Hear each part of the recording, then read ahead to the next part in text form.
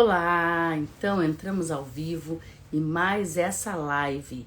Hoje é dia 25 de abril, meu nome é Patrícia Oliveira, sou ginecologista obstetra há mais de 20 anos.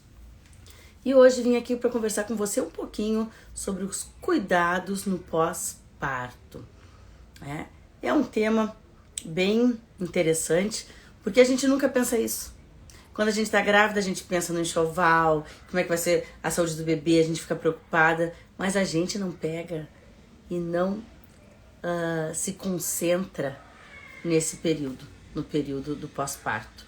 E na minha opinião, é o que a gente mais deveria dar atenção. E eu vou falar por quê. Então, se você está chegando agora, preste bem atenção nas dicas que eu vou te dar. E eu vou te dar dicas não só como a ginecologista obstetra, que sou, há tantos anos, mas principalmente como mãe. Porque depois que a gente é mãe, a gente muda a forma da gente de pensar. Então, as pacientes, quando eu me mudei aqui pra cidade, eu me mudei há 16 anos atrás, eu tinha cara bem de menininha, bem novinha. E as pacientes me olhavam e falavam, mas como é que a senhora fala isso? A senhora já teve filho? E eu dizia, não tive. Então, você não sabe o que é. Cara, eu ficava uma fera. Como é que eu não sei o que é? Tô estudando isso há, 15 anos, não sei o que é. Não, eu ficava muito brava. E aí, depois que eu engravidei, depois que eu passei por todo o processo da maternidade, da gestação, não passei do processo da maternidade porque eu ainda passo, Aí eu fui entender que realmente eu não entendia nada. Porque uma coisa é você estudar, uma coisa é você saber na prática. São coisas muito diferentes. Claro que é importante você estudar. Claro que você está instrumentalizada, você entender como é que o processo ocorre, você saber aonde que você tem que pedir ajuda, o que pensar quando acontecer tal coisa, é super importante, é vital. Mas quando você passa na prática, na pele, aí você começa a compreender.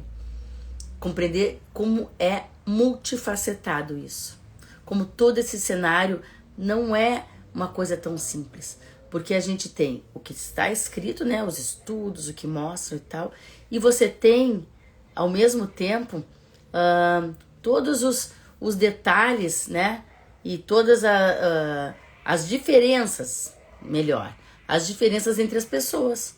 Porque mesmo você fazendo de uma mesma forma, você pode ter um resultado com uma pessoa e outro resultado com outra pessoa.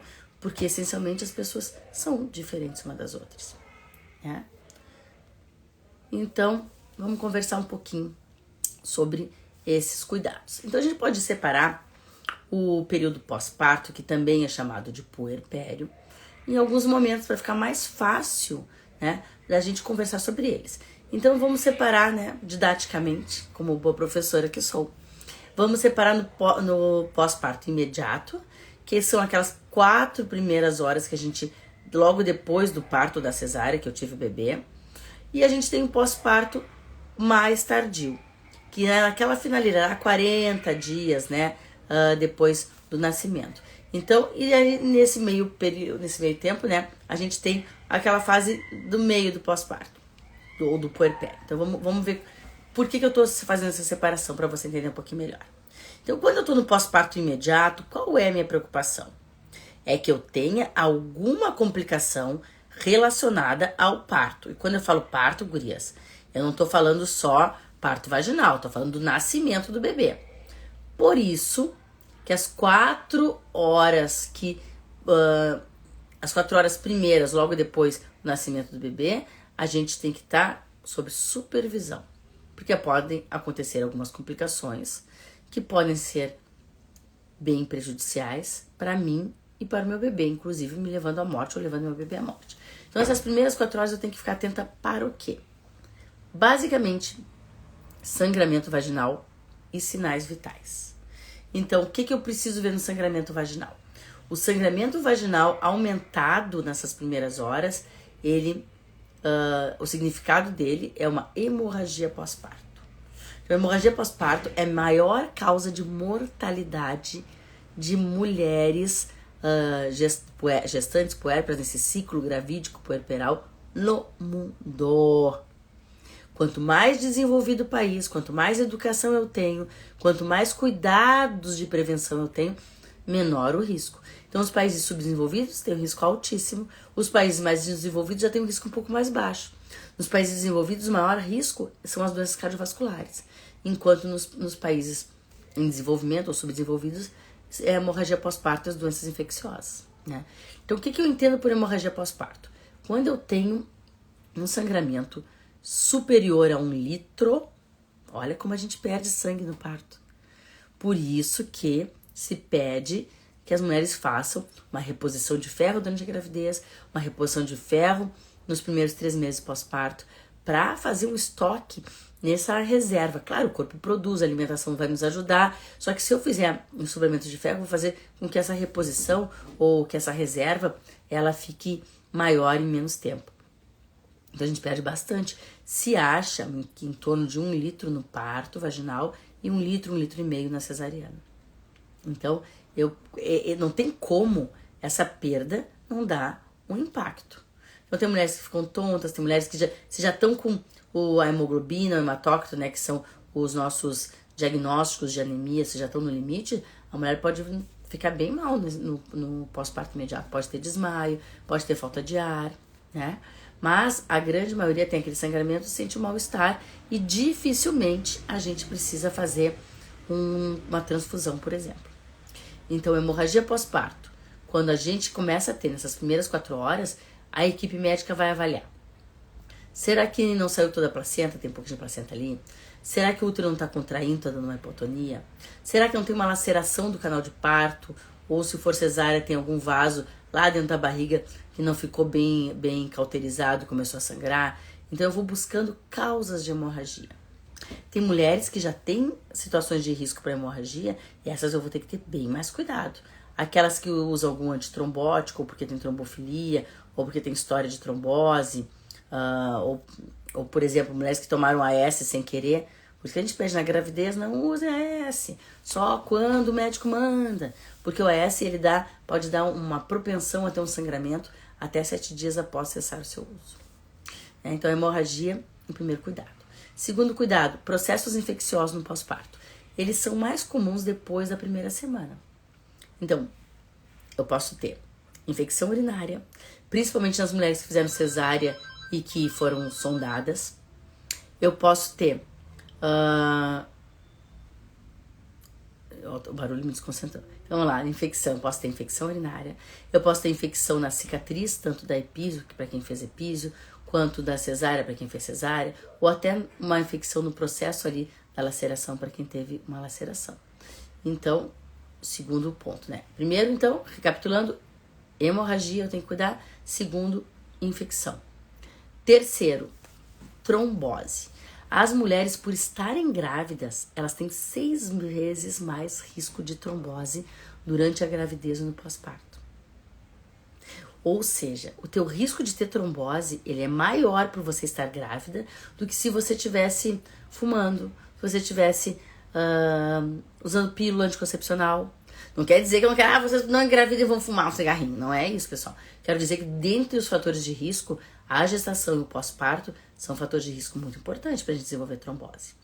E quando você é gestante e se submete a uma cirurgia, quanto, por exemplo, a cesariana, você tem mais risco ainda, porque cirurgias abdominais e pélvicas, já por si só, em homens e mulheres, tem risco de tromboembolismo, de trombose. Então, como é que eu vou saber se é que eu tenho trombose? Pós-parto imediato, mas pós-cesárea imediata é mais comum. Por exemplo, eu tenho uma perna que está bem inchada e a outra está normal.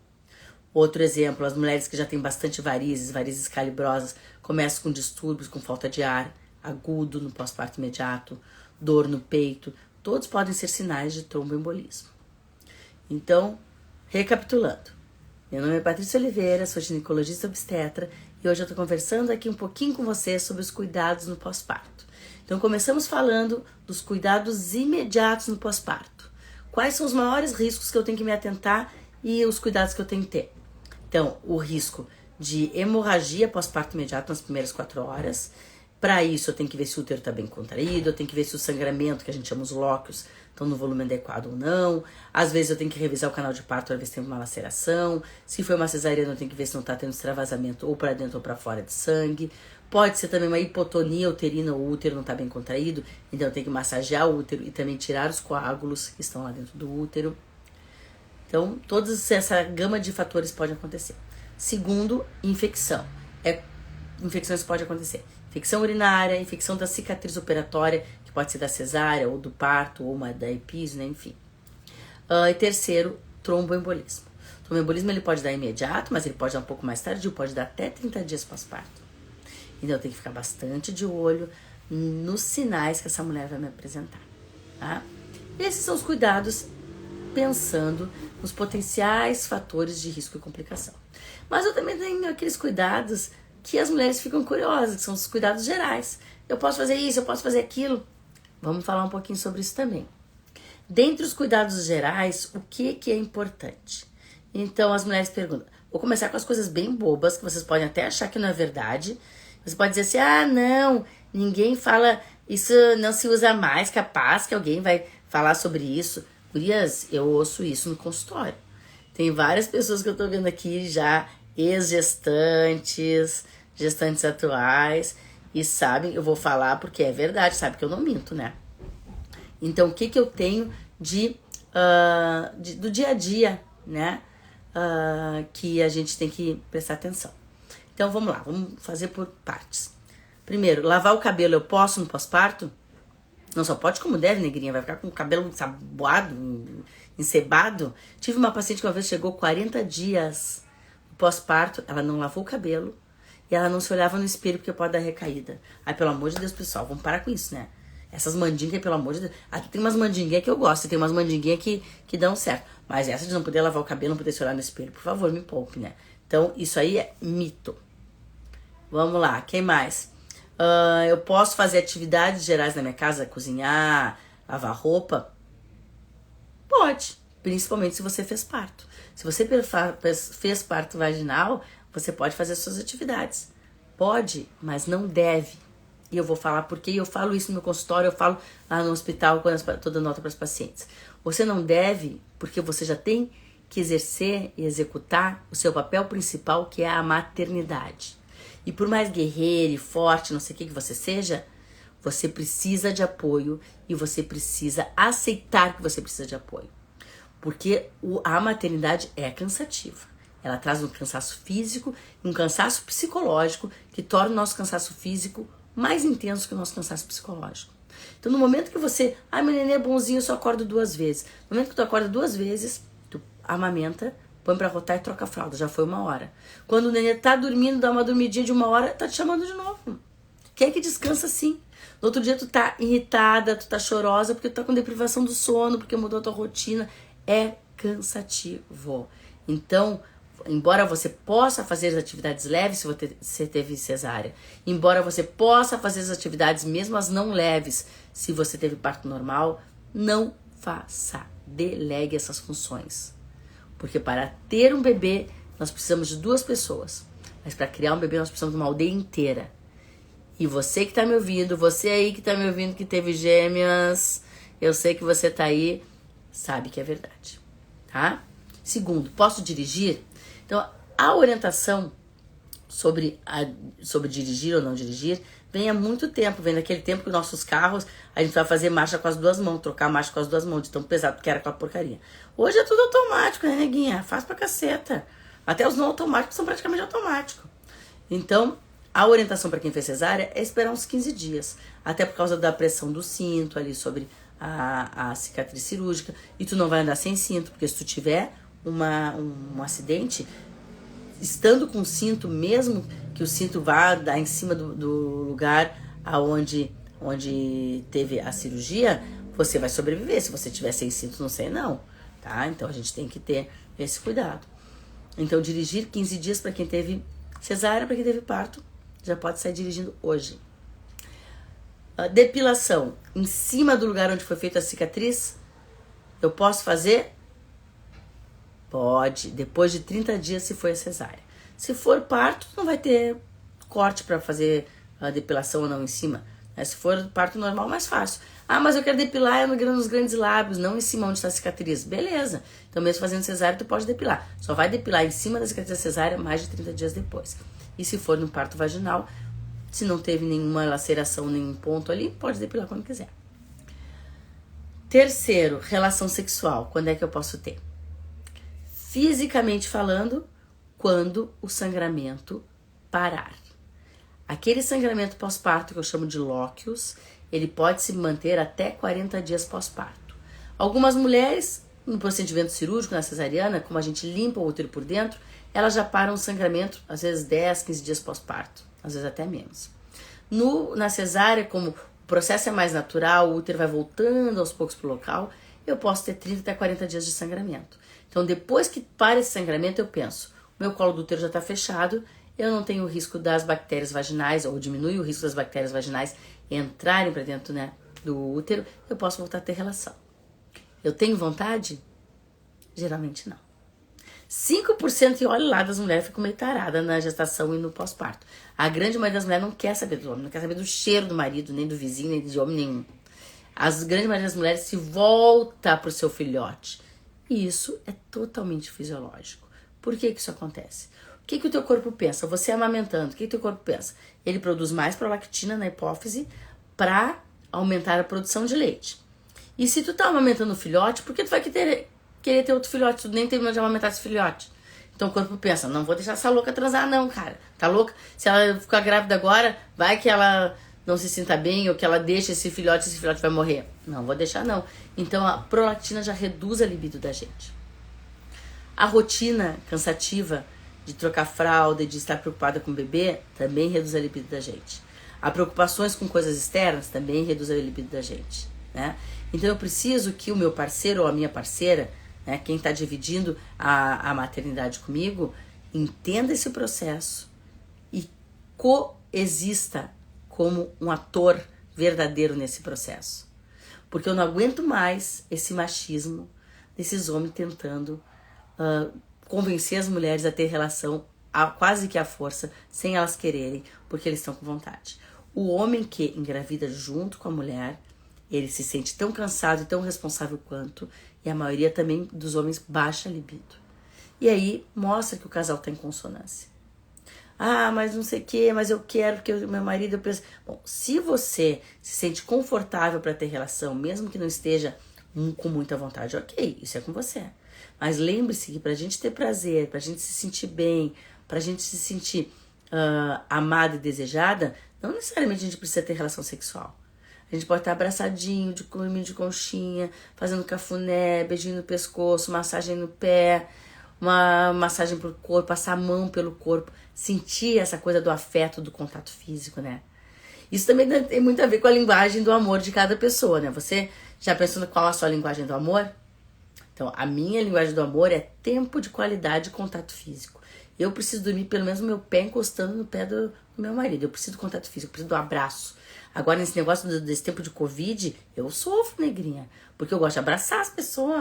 Aí as pessoas têm um parto do louco pra abraçar as pessoas, mas não sei se a pessoa fica chateada se eu vou abraçar ela ou se ela vai deixar eu abraçar. Então eu fico me segurando pra não abraçar as pessoas, não tocar nas pessoas. Eu tenho vontade de tocar nas pessoas. Eu acho que eu aprendi, eu não era uma pessoa assim. Eu era uma pessoa mais assim, mais de longe. Mas quando eu me separei, eu precisei tanto de abraço, que eu virei, me transformei e agora sou uma pessoa que eu preciso do contato físico. E preciso do tempo de qualidade.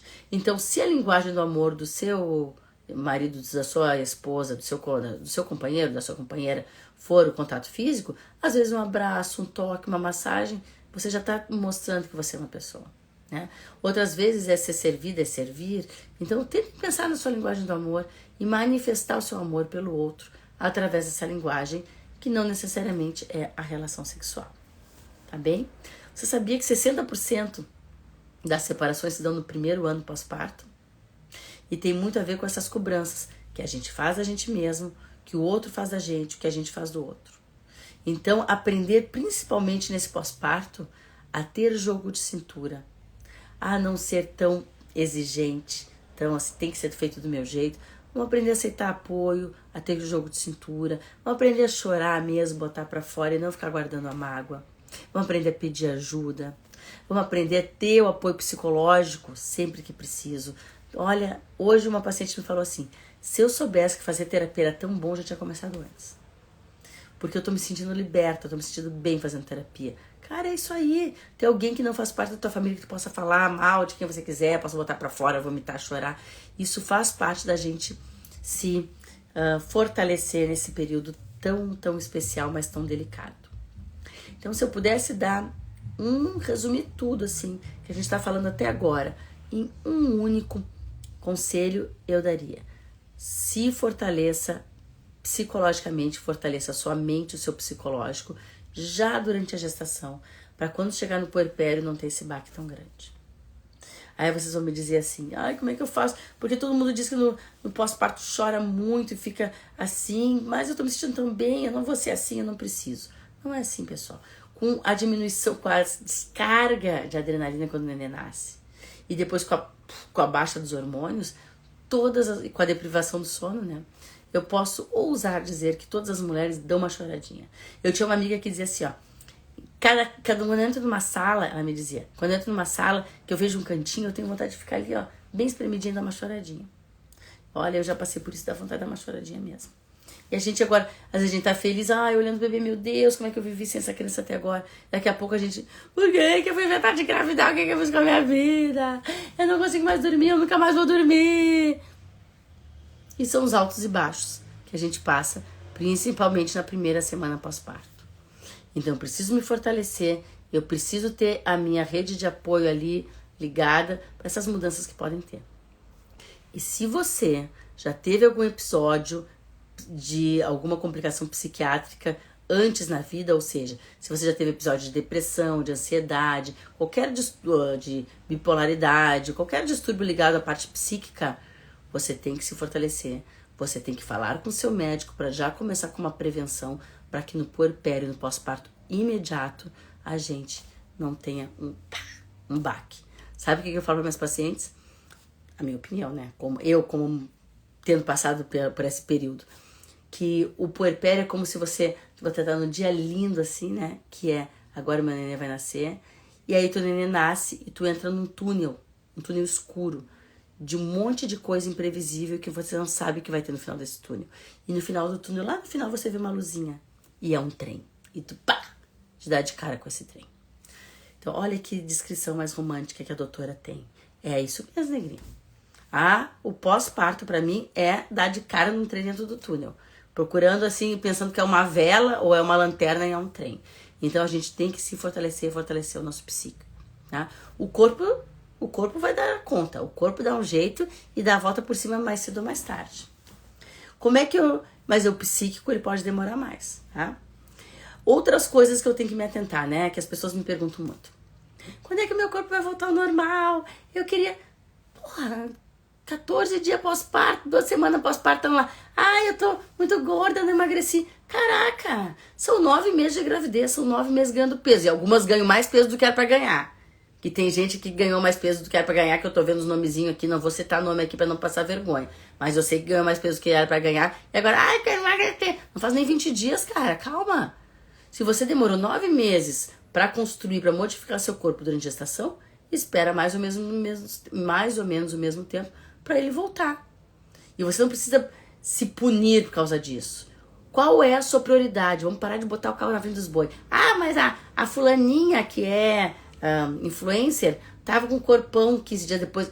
Cada um tem a sua vida e cada um vai cuidar da sua vida. Vamos parar de meter pitaco, ou ver a vida do outro como seu espelho, porque não é. A vida da fulana é diferente, a realidade dela é diferente da minha. Então vamos parar disso, tá? Então a gente tem que botar a nossa realidade como é que é. Eu ganhei 20 quilos, né, minha senhora? Ganhei 20 quilos, ganhei 10 quilos. Não importa, eu estou saudável ou não. Então, o processo de ganho de peso durante a gravidez, eu tenho que cuidar pra ver. Isso aí é saúde ou é excesso? A maioria das vezes é excesso. É muito doce, é muita farinha. Eu juro que eu não vou ganhar. Vai, que quando chega com 20 semanas, todo mundo tá lá se entupindo de doce e querem comer pão e querem tomar milkshake e faz aquela confusão. Então, você tem que prestar atenção nisso. Então, cuide o seu ganho de peso para que você ingira, né, comidas saudáveis, que sejam vitaminas para você, que sejam coisas importantes para o seu corpo, para o seu bebê. Mesmo porque tem aquela teoria dos 1000 dias que eu já falei aqui, que quer dizer o quê? Os 3 meses que antecedem a gravidez, a minha gestação toda e o primeiro ano do bebê são momentos chaves para eu botar um imprint, uma marca, né, na rotina nutricional daquele bebê. Então, se eu tô habituada a comer muita porcaria, fast food, o meu bebê se acostuma com aquilo e provavelmente depois, quando ele for se tornar um adulto, ele vai ter uma tendência a ingerir mais esse tipo de alimentos. E se eu ingerir muito fast food, ele acaba tendo uma tendência a ingerir mais esse tipo de comida. Ele vai acontecer o que com ele? Vai se tornar um obeso, pode se tornar um diabético, um hipertenso. Então, a minha responsabilidade não é só a minha estética, é a saúde do meu filho e a saúde do meu neto. Tá? Isso é muito importante. Então é mais do que estética, é saúde. Escolha o tipo de alimento, coma 2 a 3 tipos de frutas diferentes por dia, 2 litros d'água, faça a caminhada, ingira proteína em pelo menos 3 refeições, pode ser ovo, peixe, carne vermelha, carne branca, para você que é vegetariana pode ser cogumelo. E esses cuidados devem se manter no pós-parto. Isso é muito importante, é a sua saúde, mas sem aquela cobrança louca de estética, porque isso pira o cabeção. Isso pira realmente você. Então, eu tô vendo muitos comentários aqui. Somos únicas sim, né, Cris? A gente não pode se comparar. Eu não posso me comparar eu com a Cris, né? Que é uma musa. A nossa gestante musa, que eu tô esperando, né? Quem sabe não vamos ser gestantes de novo, vamos estar juntas de novo. Mas a nossa musa, ela tem um formato de corpo que é parecido com o formato do corpo da mãe dela. Ela é magra. Essa é a família dela. Ela é assim, é genética. A minha família, parte materna, é mais ou menos, é normal. A parte paterna já são tudo reforçado. Então eu tenho que correr atrás do prejuízo. O que eu faço? Minha genética já não ajuda. Eu vou ver o que é o meu dia a dia, o que é saudável para mim. E já modifiquei meus hábitos antes mesmo da gestação, tá? Só se vive uma vez nada, que eu tô de olho em ti, negrinha. Só se vive uma vez. Vamos comer com responsabilidade. Tem gente que ganha menos peso, né, Dani? Ela que ganha só 7 quilos, mas não é o mais comum, a gente ganha em torno de 10 quilos. Beleza, tá? Não precisa ganhar 30 quilos, 20 quilos. Pra onde vai isso? Isso é saúde, não é, tá? Então não se preocupe em voltar.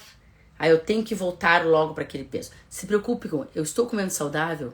Eu estou passando fome, sim ou não? Porque para ter uma boa amamentação, para você ficar bem, você não pode estar passando fome. Você não pode não precisa ficar só tomando sopa.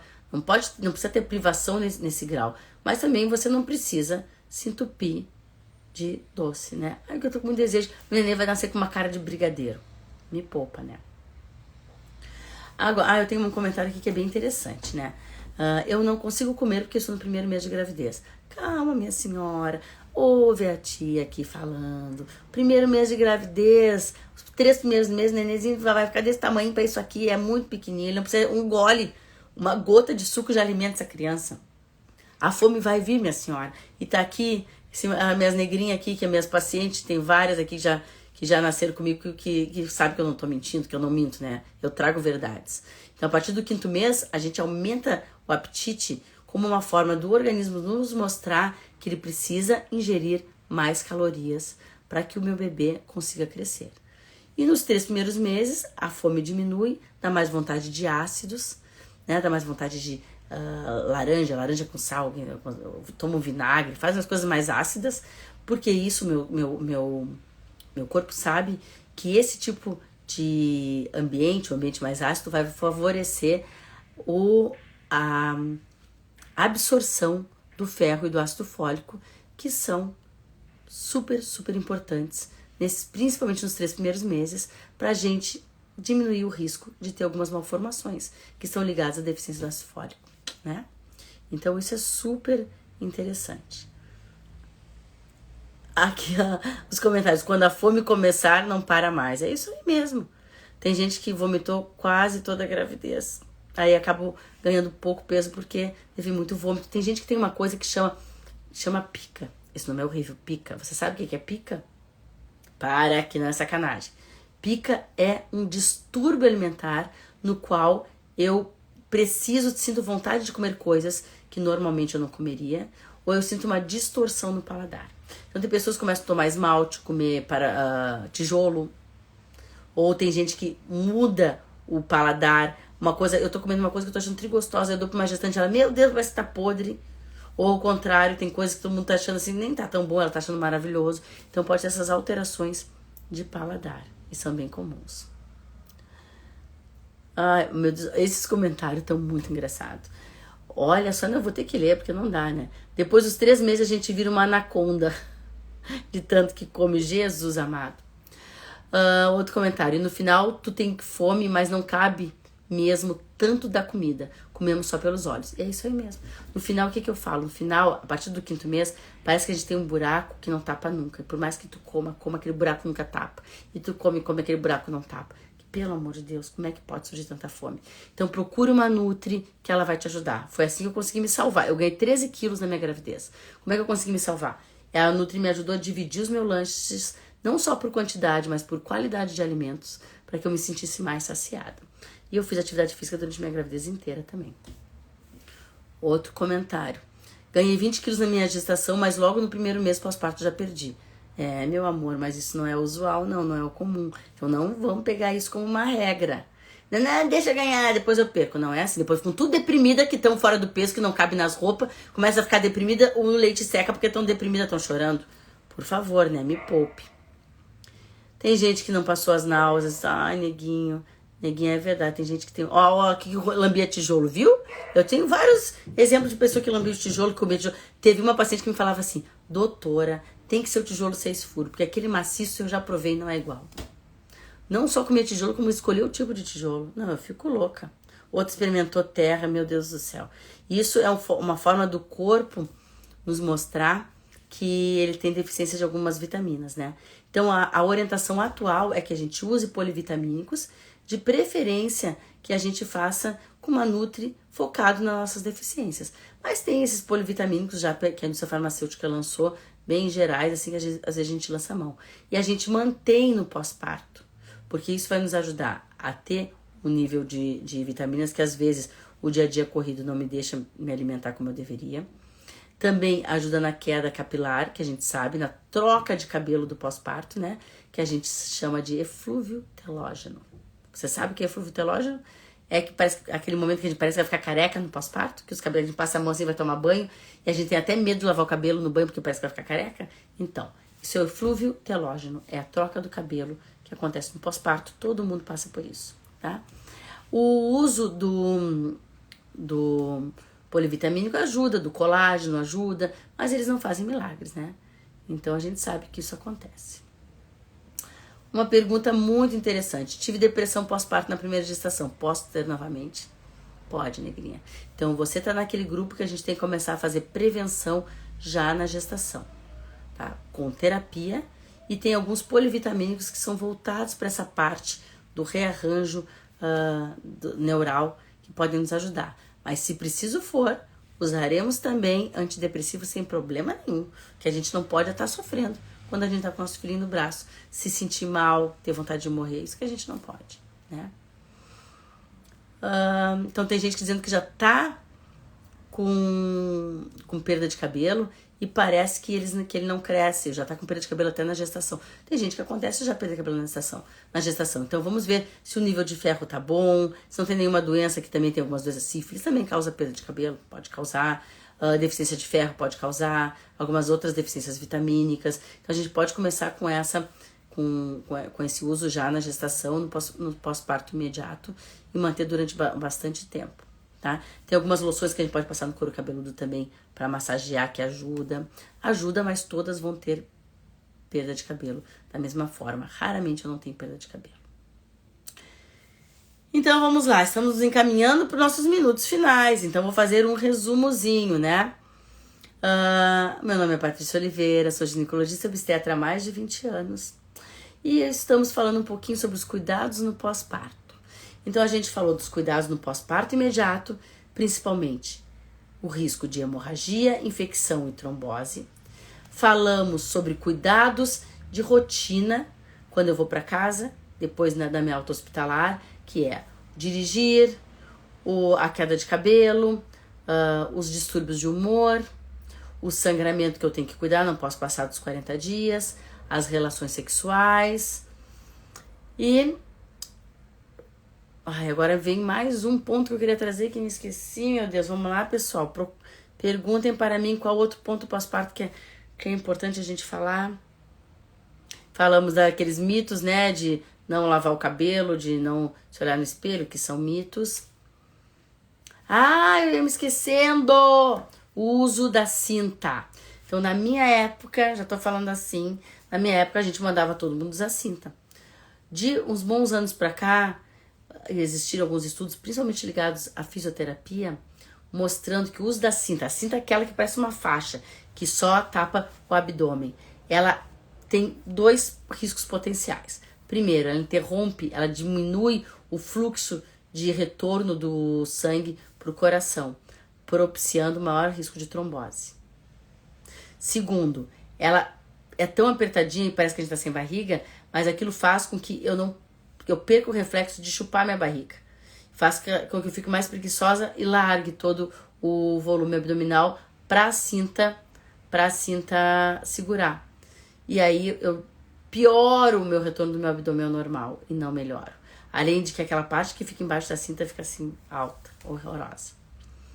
Então aqui, ó, dica da minha amiga Cris. Minha experiência própria no pós-parto, LPF, isso mesmo, Cris. Fisioterapia, exercício respiratório chamado LPF, que ajuda o abdômen a voltar ao normal, e uma calcinha bem alta, tipo aquelas que a gente usa embaixo do vestido, tá? Não usem a cinta, por favor. E os cremes redutores? Não existe nenhum estudo do uso de creme redutor no pós-parto, mas se for pela lógica, não tem problema nenhum. Mas se não é absorvido, a gente poderia usar, tá? Mas mais do que creme redutor, não comer porcaria, fazer LPF. Temos 5 minutinhos ainda para acabar. Quero ver mais perguntas, pessoal. Quero ouvir mais perguntas. Vamos lá. Então, nós falamos. Quem mais que nós podemos falar aqui? Dirigir. Volta ao trabalho. Aí eu vou te dizer. Qual seria o ideal? O ideal é que o nosso filho tivesse contato com seus familiares mais próximos nos primeiros 3 anos de vida. Por isso que em alguns países da Europa a licença maternidade pode ser revezada com o pai durante 3 anos. Olha que interessante. Mas se a gente faz isso no Brasil, estamos ferrados, né? Ninguém mais vai voltar a trabalhar. Então, se a gente consegue passar pelo menos 4 meses com o nosso filho, ou para você que, como eu, é autônoma, volta a trabalhar num turno e no outro fica com o filho, seria bem interessante. Quanto tempo pode começar o exercício físico? Pergunta maravilhosa. Quanto tempo de pós-parto eu posso começar meu exercício físico? Se você fez parto normal, poderia começar imediatamente. Talvez nos primeiros 15 dias você não se sinta ainda, né, com fôlego. Mas eu tenho paciente que é campeã de CrossFit, que já foi campeã, que logo que o neném nasceu, teve de parto, 1 semana depois já estava treinando. Se você teve cesárea, o seu cuidado é um pouco maior. De 60 a 90 dias pós-cesárea para voltar às suas atividades físicas um pouquinho mais pesadas. Atividades leves como caminhada pode ser 30 dias pós-cesárea. Atividade que force mais o abdômen, 60 a 90 dias. Outra pergunta ótima. Alimentação no pós-parto. Isso influencia na amamentação? Influencia sim. O que influencia? Eu não posso estar passando fome. Primeira coisa. Se eu tiver uma ingesta tão baixa que eu estou sentindo fome, eu posso diminuir a minha produção do leite. Segundo, alguns alimentos podem dar mais cólica no bebê. E tem uma crendice popular que eu uso muito na prática, porque eu testei e é verdade, que é os alimentos que te dão gases têm mais risco de dar cólicas no bebê, principalmente nos 3 primeiros meses pós-parto. Então, se você come feijão e tem gases, brócolis, couve, esses alimentos que já produzem mais gás, se esse é o seu caso, evite pelo menos nos 3 primeiros meses, ok? Vamos ver mais uma perguntinha aqui. Alguma dica para prevenção de depressão pós-parto? Monte uma rede de apoio, faça acompanhamento psicológico já durante a gestação, converse com seu médico quanto ao uso de ou aqueles polivitamínicos voltados para depressão pós-parto, já começar no finalzinho da gestação, ou até medicações específicas. Ok? Então, meus amores, estamos nos encaminhando do final. Hoje foi intenso. Hoje comentamos muitas coisas sobre o nosso acompanhamento do pós-parto. Quero convidar vocês para quinta-feira estar aqui comigo juntinha, conversando sobre cuidados referentes à atividade física na gestação e no pós-parto. Vai estar mais ou menos complementando o que a gente está falando hoje. Em dueto com a minha amigona fisioterapeuta Jaqueline. Tá? Vai ser um prazer.